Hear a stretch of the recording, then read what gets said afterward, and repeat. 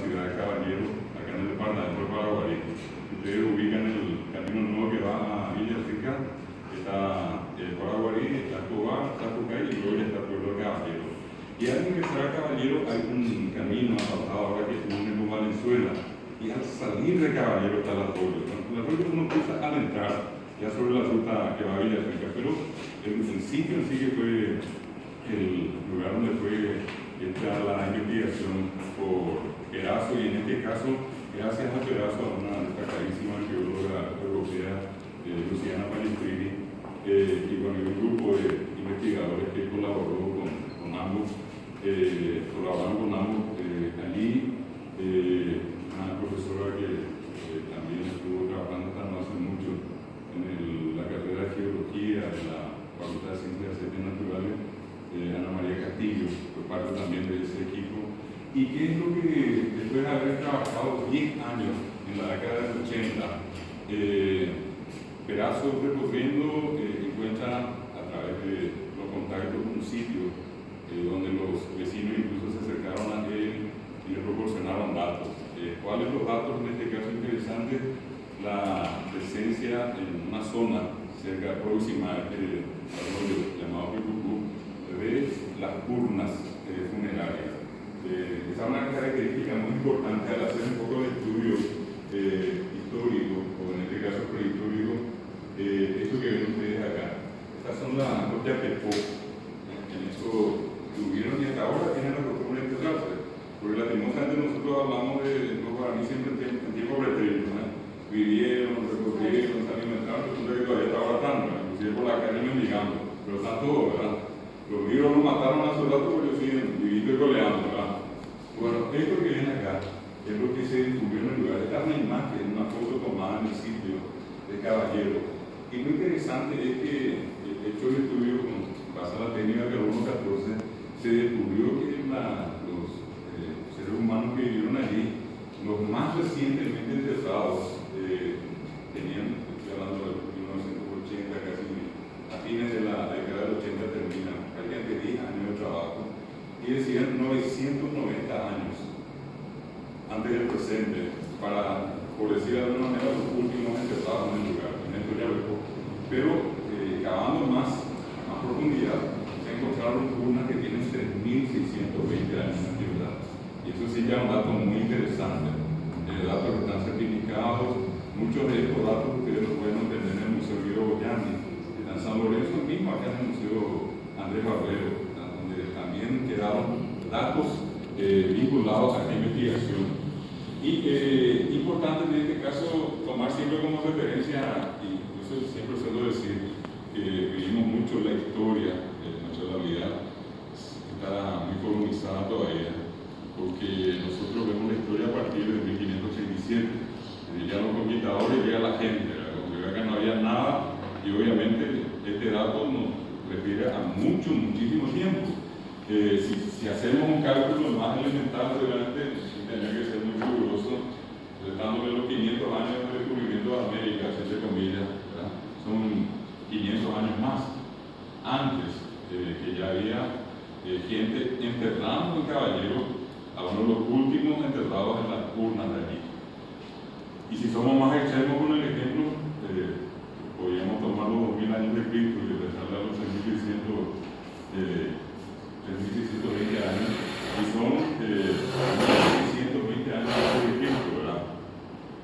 Que había gente viviendo y desarrollando toda la vida social con todas sus características culturales, entre ellas la delicada costumbre de enterrar a sus muertos en las urnas que otra vez tenían y tienen un aspecto así bastante delicado, muy llamativo, que es la ornamentación del borde. Son como hoy en día, son como unos códigos de barra, son distintas figuras que fueron poniéndole al borde de cada urna, de cada fallecido, que fueron enterrados así. Y ninguna coincide, hasta ahora por lo menos todas las que fueron estudiadas, no hay una coincidencia en que las imágenes, los dibujos que pusieron son semejantes unos, digamos, a otros. Y entonces les decía, por una cuestión de historia comparada, ustedes saben que en 1600 años de Cristo, en Egipto construían las pirámides, y acá en 1600 años antes de Cristo los guaraníes de esta zona se enterraban, ¿verdad? En ese lugar. Y lastimosamente, como les decía, referencia de esto que así de entrada les estoy mostrando, ni siquiera aparecen en los libros. Yo les pregunto a algunos de ustedes si en el libro que estudió en la escuela, en el colegio, hubo algo de esta información, y nada. Y es más, estos datos se saben, se conocen. Uno puede asistir a algunas reuniones especializadas como esta, y no solamente yo, hay esa gente que sigue informando, contando lo que ocurrió. Inclusive, si ustedes van acá a la librería, o hacer propaganda acá al lector, o hacer el libro, ustedes van a encontrar un libro que se llama Técnica de Investigación de Superficies Amplias, el nombre de Caballero. Es una síntesis que fue elaborada por el equipo de investigación, y donde aparece todo el recorrido, el proceso desarrollado por ellos para llegar hasta este punto. El otro dato importante, bueno, que acá son 6.620 años, de los cuales, repito, nosotros poco o nada sabemos. Parto de la base que dije hace rato, donde tenemos esta carrera dentro del ámbito de nuestras universidades, y obviamente es un sector abandonado. Me parece muy decir que yo estaba leyendo una noticia que decía que había un convenio con Metal para que vaya gente a estudiar arqueología a París. Fabuloso. Pero ahora, sí, ayer. Claro. Pero por eso digo, ¿Cuánto va a pasar, verdad? Estamos tan desfasados en esto que, bueno, de todas maneras, enhorabuena por el tema de que vamos a tener por fin gente que se pueda preparar en el área de arqueología. Eso lo quisiera hacer en la asociación digital. Ahí generalmente el reclamo es Arqueología, etnología. El reclamo es hasta sin menospreciar ese. Claro. Hasta en la provincia más alejada de la Argentina hay universidades que enseñan como carrera de arqueología. Y acá, absolutamente nada. No obstante, muchos trabajos científicos interesantes y por el Paraguay se conoce, fueron publicados en un suplemento antropológico, ¿vale? Es decir, es mucho trabajo científico relevante por el que se conoce al Paraguay es en un área que no tiene equivalente académico, enseñanza académica en el Paraguay. Y es un misterio, ¿por qué? Bueno, de hecho, las cuestiones por eso que todavía restan y que hacen lastimosamente a una realidad que inclusive tiene una incidencia sobre la historia cultural del Paraguay. Yo diría hasta casi una vergüenza no tener esa carrera. Insisto, nosotros últimamente nos incorporamos carreras como sociología, que son prácticamente de los 80, 90, cuando en otros lugares del mundo se estaban estudiando, antropología mucho más reciente. Una cosa que no sé si ustedes saben, el Ministerio de Educación con el tema de la reforma incorporó una materia en el nivel medio que está enseñando antropología. Yo les puedo asegurar que si ahora mismo ustedes salen de recorrer en todos los institutos de formación docente, no van a encontrar la carrera de antropología. Sin embargo, hay gente que se anima a enseñar antropología, siendo el profesor de sociales, de matemática, en fin, el que tiene tiempo y el que puede, y el que quiere. Entonces basta porque yo tenga el programa, un poco de contenido sacado de algún lado y yo voy y hago clases de antropología, ¿verdad? Y no pasa por eso, lastimosamente es una cuestión que deja también al descubierto una circunstancia bastante triste, yo diría, inclusive hasta dolorosa, porque prácticamente se están buscando a la gente con ciertos conocimientos que ni siquiera tienen que ver. Si no es lo mismo enseñar historia que enseñar antropología, qué sé yo, enseñar estudios sociales, en cualquiera de sus formas, como también antropología. Claro, y era justamente eso, de que el estricto doloroso está en fraudulento. Claro, definitivamente. Por eso estamos hablando del 2004 y ahora estamos en 2014, 10 años. Y con el de 20 años de estar enseñando antropología sin tener profesores formados. Una primera cuestión que vale la pena tomar en cuenta, ¿verdad? Por eso insisto, no porque uno tenga un título, digamos, afín a lo que hace a ciencias sociales o a humanidades, no por eso uno tiene que en este caso disponer que alguien con esa preparación enseñe una materia tan importante como esta. Este es un dato, 1620 años, repito que prácticamente nadie conoce. Yo insisto, nosotros hemos mandado notas al ministerio pidiéndole por favor cuando hagan una rectificación, cuando tengan que actualizar los contenidos de los programas de las escuelas y colegios, por favor, tomen en cuenta estos datos. Pasamos la bibliografía, le dijimos, en estos materiales van a encontrar información interesante sobre esto. Porque yo insisto, nosotros miramos la historia recién a partir de 1587. Y esto ocurrió 3.620 años atrás. Yo decía 1.600 años antes de Cristo, había gente acá enterrándose. Es decir, una sociedad conseguía la muerte, inclusive con estas características. Acá no era pasar por tirar los cuerpos y que a la intemperie desarrollen el proceso de composición, sino que acá la delicada costumbre de inclusive convocar al alfarero hasta ahora. El alfarero toma la medida, prepara una obra de arte, toma cualquier cosa y ahí empieza a muerto, ¿verdad? La posición es la posición fetal, pie abajo, cabeza arriba, pensando que la persona enterrada como un árbol pueda volver a crecer. Y siempre también ese mito que hay detrás con el tema de la reencarnación, del retorno a la vida, ¿verdad? Este otro, si eso es muy importante, esto otro que está acá está el nombre de caballero del cual estuvimos hablando, dice 1986, se iniciaron los trabajos del proyecto de Leverkusen, coordinado por Luciana Balestrini, que es la Juan Manuel Fruto, el municipio de Caballero. Juan Manuel Fruto era el antiguo presidente de IBR, y la propiedad de él, en esa propiedad suya, allí es donde se encontraron estas urnas funerarias, ya Pepó, en la expresión guaraní de Pepó, ¿verdad? Y dice, este programa abarca la trayectoria denominada Valle Pacaraí. Los primeros resultados dieron 990 y 3.600 años antes del presente. Para las islas habitadas por el nombre territorio de Caballero, ese hombre confeccionó piezas cerámicas, talló y puso los huesos, después bajó de su alimentación y sepultó a sus difuntos, entre otras.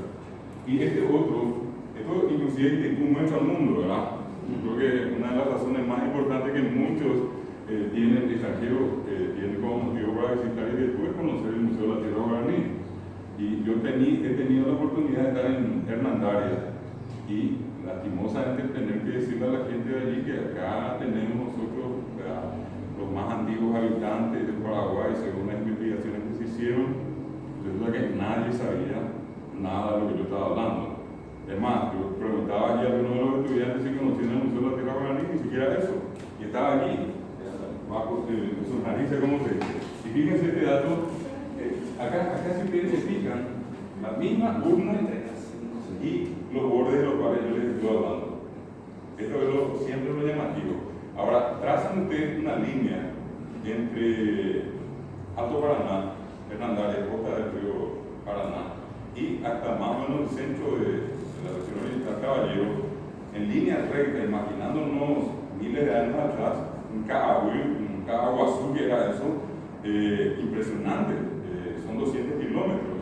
¿Y cómo hicieron para que esta misma tradición cultural quede difundida a todos los demás lugares de la región? Cuando ni siquiera, exagerando, no había ningún medio de comunicación más que la palabra. También acá hay una cuestión importante porque el dato que está acá, fíjense lo que dice.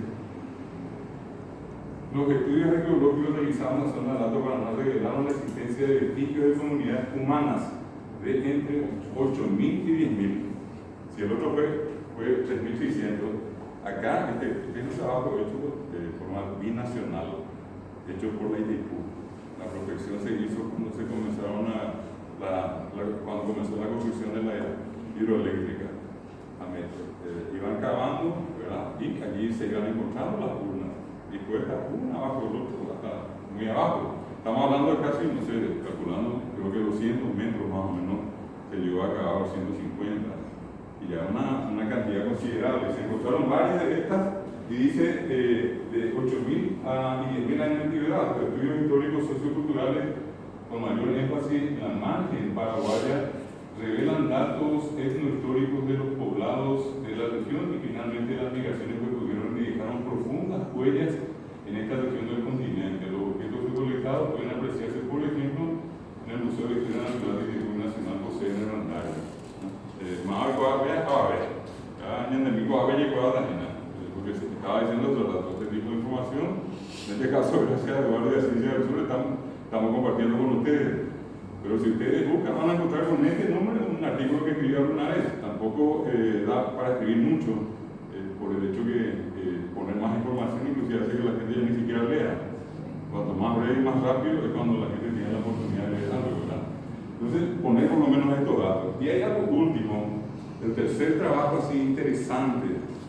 Esto se hizo, estos datos se dieron a conocer más o menos en el 93-94, esto del Alto Paraná.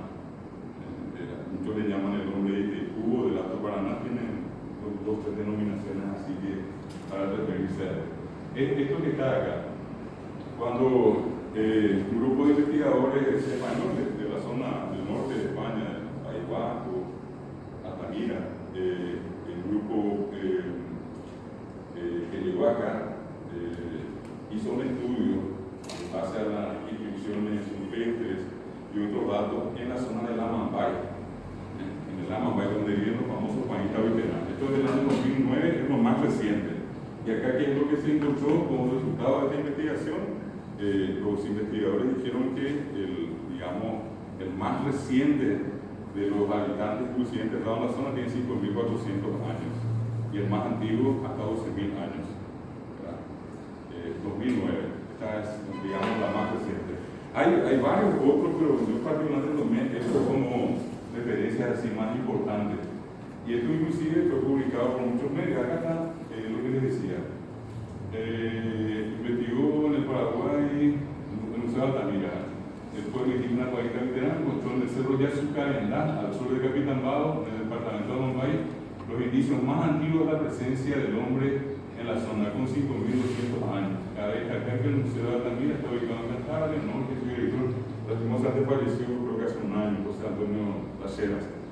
Bueno, este es un trabajo que se hizo. Llegaron acá, un grupo multidisciplinario, finalmente, ¿qué es lo que hicieron? Pasaron la información.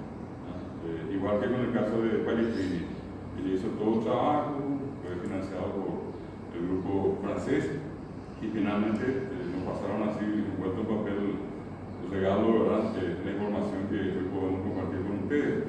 Esto es información oficial, esto no les dicen que o a lo mejor probablemente, porque eso uno especula y hace miles de años y cientos de años, no hay datos así concretos o puntuales. Acá tenemos datos muy puntuales. Este es un punto de partida. Hablar un poco de los guaraní y hablar un poco de la población en esta zona de América es tener que remontarnos a esta primera información. Cuando llegan los conquistadores, siempre esa referencia en 1492, así simbólica, hay en esta zona una cultura muy desarrollada, con un elemento muy importante que dijo hace rato Eduardo, la lengua. Imaginen ustedes, por esa especie de pensamiento macro que podemos hacer, transportarnos a aquel tiempo e imaginar América y esta parte hablando. Y lo único que había era guaraní.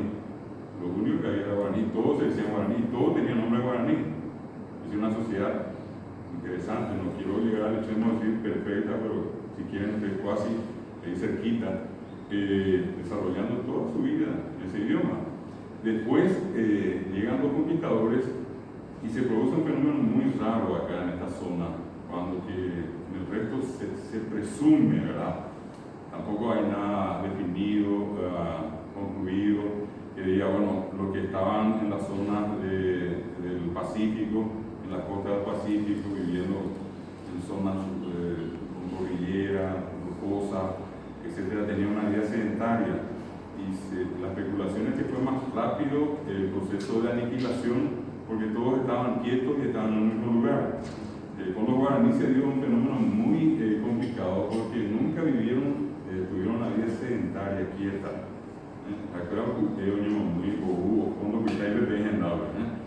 Viviendo, desplazándose continuamente, una facilidad tremenda.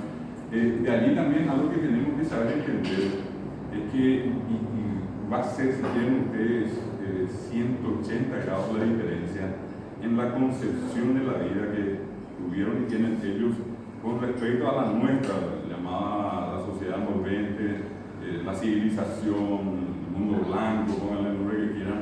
¿Por qué? Porque en esta concepción nuestra todo se mira de una perspectiva materialista. Pasa mucho por el tener. Es decir, todo el mundo en algún momento busca tener una casa, tener un auto, tener ropa, tener. Y lo notable es que en el mundo guaraní eso no es lo importante. En el mundo guaraní lo importante es ser. Ellos no tienen nada. De hecho, ellos hasta ahora sostienen la tierra no tiene dueño, las plantas no tienen dueño, los animales no tienen dueño. ¿Por qué? Por una concepción religiosa. Esa concepción religiosa claramente les pone de manifiesto a ellos que nosotros no somos para acá. O sea, al final no es este simplemente es un medio. Por hablar mal y pronto somos transeúntes acá por la tierra, ya saco a avisar de mí. Cuando entiendes ahí no somos para acá.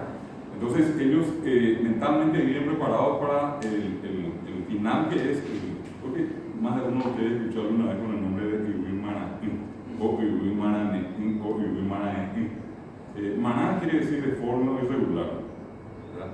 El concepto también muy interesante en el mundo guaraní es que ellos no catalogaron las cosas así como feas o lindas o bellas o bonitas, la conducta, sino que como regulares o irregulares. Moralmente hablando, lo correcto y moralmente lo incorrecto. En todo caso, cuando uno infringió la regla, pasó al otro lado.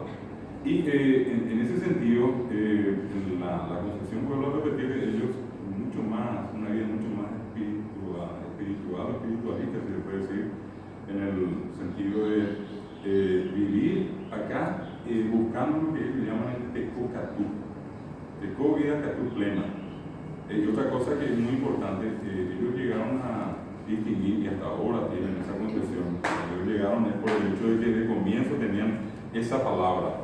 Y yo creo que los que se dedican al tema de filosofía fácilmente pueden hacer un análisis de muchas sociedades en la concepción de lo perfecto, la concepción de la perfección. Los guaraníes tienen una clara noción de lo perfecto. Ellos le dicen catú, gatú a lo perfecto. Entonces cuando dicen teco gatú es como decir la vida eterna, la vida perfecta. Entre ellos, por ejemplo, existe el ñengatú. El ñengatú sería, acá en Paraguay, algo como esto que estoy haciendo. Hablo, y no termino, ¿verdad? Es ñengatú. Pero entre ellos el ñengatú es palabra gatú perfecta. Y se dice gatú porque ñe es nasal. Gatú no se puede sonar mal. Automáticamente nosotros, sin darnos cuenta, a la guaraní acomodamos a palabras nasales lo que serían sufijos nasales. El gatú.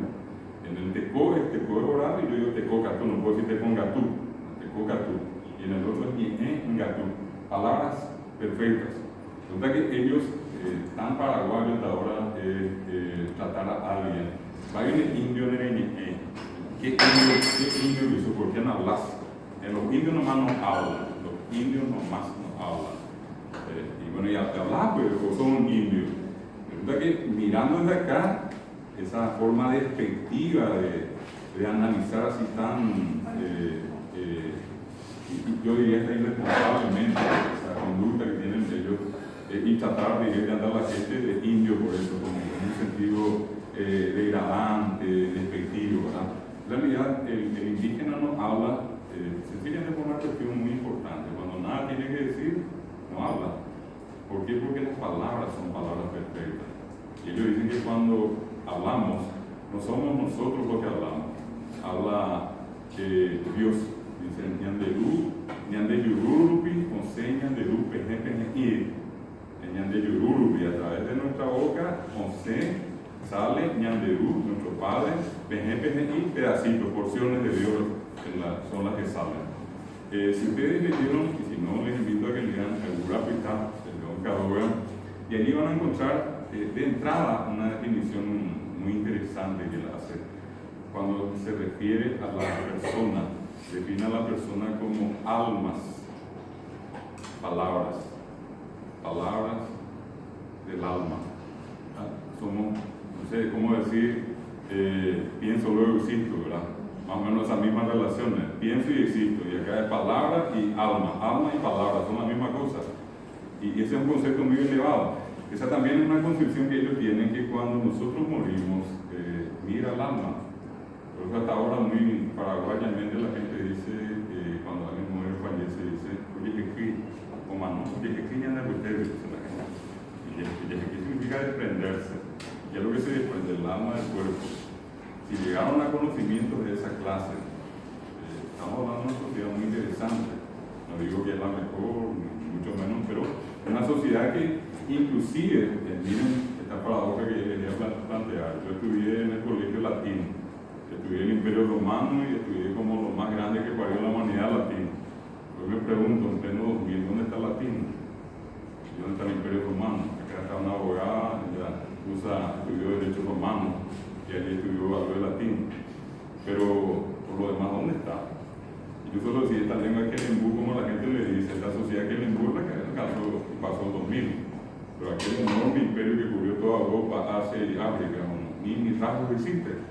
Tampoco con eso estoy haciendo un juicio de valor. Yo solo hago una comparación de quiénes, no sé si acá se aplica lo de aquella famosa expresión de Darwin cuando dice que un poco más, un poco menos sobreviven lo más fuerte, ¿verdad? Y bueno, creo que tenemos que entender que Guaraní está en esa condición de ser más fuerte que otros. ¿Por qué subsistió? ¿Por qué subsiste? ¿Verdad? Entonces él les decía, ellos tienen ese concepto por eso de lo espiritual y se mudan. Entonces, una cosa interesantísima desde el punto de vista ambiental, sobre todo porque yo sé que acá hay mucha gente que se dedica al tema de la biología, del ambiente. Fíjense cómo siempre fueron ellos extraordinarios cuidadores, protectores de la naturaleza. Porque en la tradición guaraní nada se tiene que tocar, todo ya está donde tiene que estar. Nosotros solamente usamos la palabra po en guaraní, po quiere decir producto y po quiere decir sacar. Po es producto y po es sacar. Ustedes van a escuchar en muchos lugares del interior, hasta ahora la gente cuando ve a una mujer embarazada, no le dice que le dice que po. Y cuando nació la criatura, dice al verbo popular, que poré, que vientre po producto ore afuera. Esa es la criatura. En muchos lugares que poré es criatura, po es producto, sacar el producto, po. Entonces lo que hacen es sacar los productos y imagínense, vegetarianos. La moda del mundo empezó con ellos, solamente que nunca jamás se les reconoció. De carnívoros, ¿cuándo? Hace poco. Si la vaca, el caballo, la oveja y la cabra nunca fueron de acá, son animales importados. Ellos lo que más llegaron a consumir fueron peces, pescados, ¿verdad? Miel de abeja y frutas. Esa es la dieta tradicional de los indígenas que vivían acá. Muchos sobreviven en la actualidad, pero ya en el caso de los que se han llegado a las ciudades de cemento, a las partes, digamos, más desarrolladas, entre comillas, hoy en día están obligados a consumir este tipo de alimentos, comida chatarra, cuando eso nunca formó parte de la alimentación de ellos. Ese concepto entonces me llevó siempre a usar un lugar, siempre también imagino usted una comunidad indígena al lado de un arroyo. El agua cumple tres grandes funciones: sirve para tomar, sirve para bañarse y sirve para pescar. Digamos que son los tres aspectos más importantes en el uso del agua en los arroyos y ríos. Hoy es Tetui-Cuarú.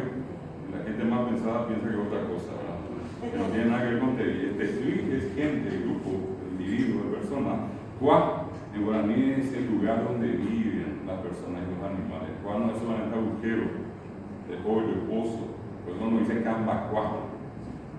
Ahí en San Lorenzo está cambacuá, Loma Campamento. ¿Y qué quiere decir? El lugar donde vive la gente de color, la gente negra. O se dice yaguaretecuá, al lugar donde abunda el yaguareté, no se puede decir yaguaretetí. Yaguaretetí sería la orina. Y esa es una distinción. Cuá se utiliza con personas y con animales. Boicuá, bopicuá, guasucuá. Pero cuando me voy a referir a cantidad, a abundancia de plantas o de piedras, ahí yo digo que un bocayatí, un pacobatí. Y se convierte en ti cuando dije hace rato la palabra nasal. Por ejemplo, al llegar a ahora Ciudad del Este, la ciudad cambió el nombre. El antiguo nombre era Cahané. Cahané es la plantilla que todo el mundo usa para echar bicho. Cahané, no es Caharé, es Cahané. Y como es Cahané, y ahí es Cahané, sí, también una forma, ¿verdad? Indí significa conjunto, lugar donde abunda la planta de Cahané. Ocurrió eso con Ki-Indí. Ki-Indí, original de Ki-Ini. Y no se olviden, no olviden ustedes que en el castellano no existe la U. Y al no existir la U, el que pronunció lo máximo que pudo fue I. Porque hasta ahora ustedes van a escuchar que mucha gente que habla no se solamente acá nuestros hermanos argentinos, sino que todos los que en este caso no desarrollaron la fonética guaraní, pueden decir en lugar de U Pacaray, dicen I Pacaray. Es decir, U Guazú dicen I Guazú. Cosa por el estilo. Entonces, al no existir la U y el nombre del lugar tenía que pronunciarse de Uní, que es el locote ese nuestro acá, la Q ese nuestro, y pronunciaron que I. ¿Y qué es lo que a mí, como lingüista, me permite descubrir que eso fue nasal, la terminación RI? Porque si la palabra hubiera sido ki, lo correcto hubiera sido decir ki y t. Pero como en este caso quedó y me dice a mí que lo que está delante alguna vez fue nasal. Y por la lógica es porque allí había plantas de ¿verdad? Bueno, entonces, otra vez retomo acá el hecho de vivir en un lugar, les decía un arroyo, la vegetación, la producción natural, los frutos de la naturaleza, y que hacían, se agotaba, y allí nunca jamás existió una tradición de ellos. Cuando llegan los reductores, jesuitas, franciscanos, dominicos, mercedarios y todo lo demás que tuvieron por acá, allí ellos comenzaron y fueron obligados a cultivar. Cosa que para ellos culturalmente era, sigue siendo una falta grave, porque no se puede tocar porque todo está donde tiene que estar. Entonces, ¿cuál era la solución? Y es la solución que ellos encontraron a ese problema: mudarse. De allí viene el nomadismo. Entonces, fueron 1000 metros más adelante que encontraron un sitio con muchas frutas, plantas. ¿Y qué es lo que ellos transportaron y transportan? Sus tembipurú. Tembipurú son unos utensilios. Yo normalmente, acá está mi señora, ¿verdad? Nosotros nos mudamos más de una vez, y era la cuestión de cargar un camión, llevar el infopero, llevar el televisor, llevar la ladera. Si yo le muestro eso a un cuidado amigo, y se va a volver loco, ni le interesa ni quiere nada de eso. Lo único que carga acá es una cuanta cosita en la bolsa y se va, y ya se fue, ¿verdad? Y llegó allí, ¿qué es lo que hizo? Cortó una cuanta ramas y clavó y le puso así una cosa como y cubrió eso, ¿no? Y se quedó a vivir allí. Hasta que agotó otro lugar y se volvió a mudar, y se volvió a mudar, y se volvió a mudar, y hizo un círculo con eso y volvió al mismo punto inclusive. Si yo me voy y le digo a esa persona, le pago tanto por su propiedad, es oro. La propiedad de la tierra no tiene dueño. Te compro media docena de naranja, tampoco. Las plantas no tienen dueño. Una vez trabajé 5 años con una comunidad en la zona de Caniteño.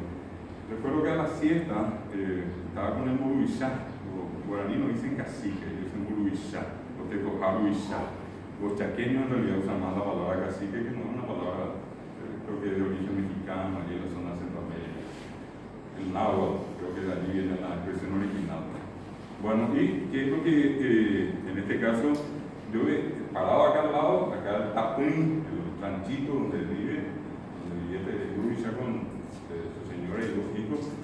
Yo veo más o menos a unos 50 metros venir a un muchacho, un joven, yo creo que una comunidad. Justo acá el Tapún, allá al lado, una plantita de naranja, unas hermosas naranjas, así, bien maduras. Eso prácticamente se caía ya en el suelo por su propio peso.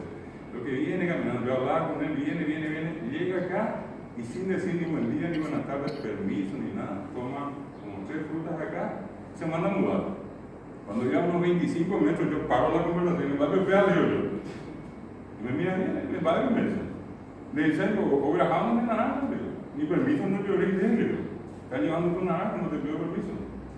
Me mira bien, espera, dice, vale. Va a ser una, cuando lo veo grande, no. Estaba allí pegado. Yo a veces le hubiera metido 3 o 4 balazos ya por el país de propiedad, pero acá no había nada de eso.